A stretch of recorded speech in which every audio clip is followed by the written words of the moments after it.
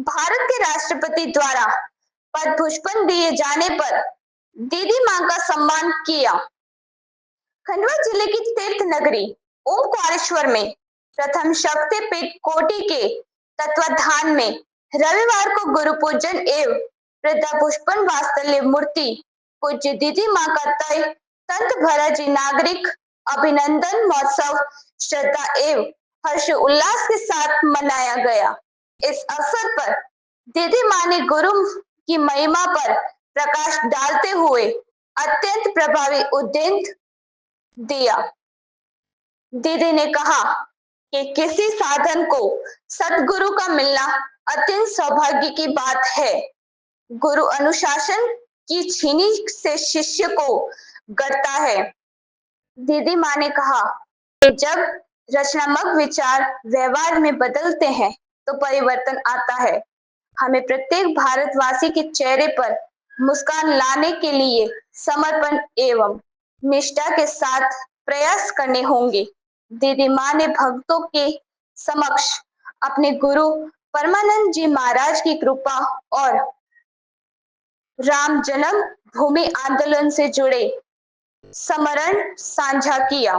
दीदी मां ने बताया कि उन्होंने 16 वर्ष की आयु में बिना किसी को बताए घर छोड़ा था। मन में वैराग्य का भाव लिए मैं बस में बैठ गई और रुकड़ी होते हुए हरिद्वार पहुंची। तत्पश्चात अमृतसर के एक आश्रम में सत्संग के दौरान मुझे अपने महान गुरु का साक्षात्कार हुआ।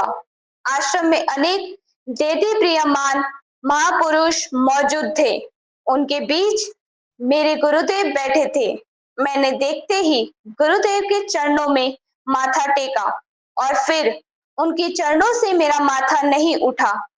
गुरुदेव ने मेरे माथे को स्पर्श किया और मैं भाव समृद्धि के ध्यान की गहराइयों में उतर गई।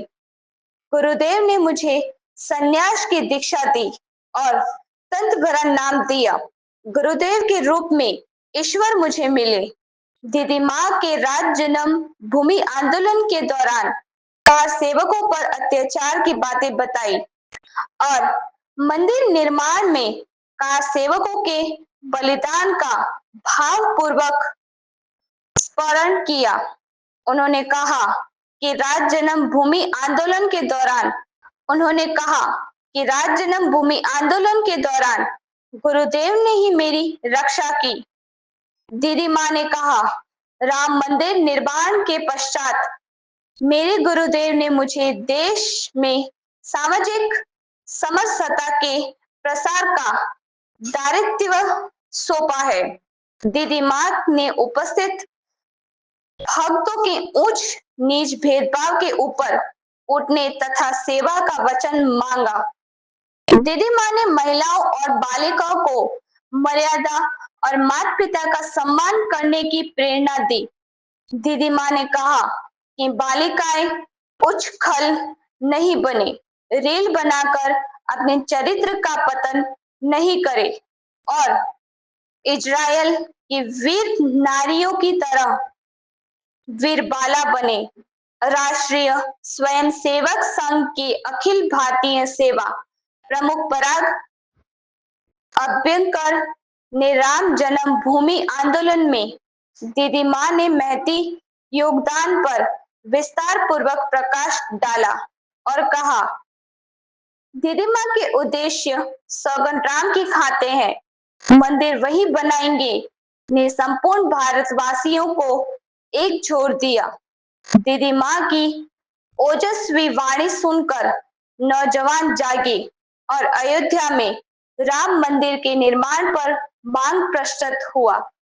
महोत्सव के प्रारंभ में परम शक्ति की पीठ नन्ही बालिकाओं ने राष्ट्र प्रेम से ओतप्रोत सांस्कृतिक कार्यक्रम की प्रभावशाली प्रस्तुति दी।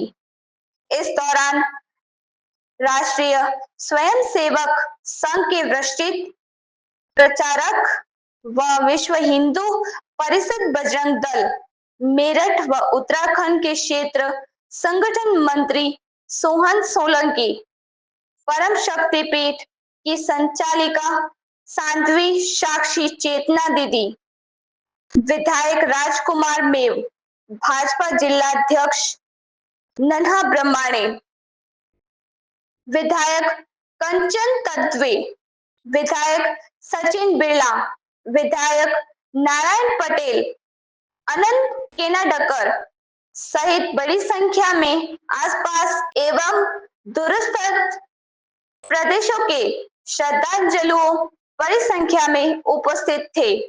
रिपोर्टर छोटू चौहान, भौतिक भारत, खंडवा।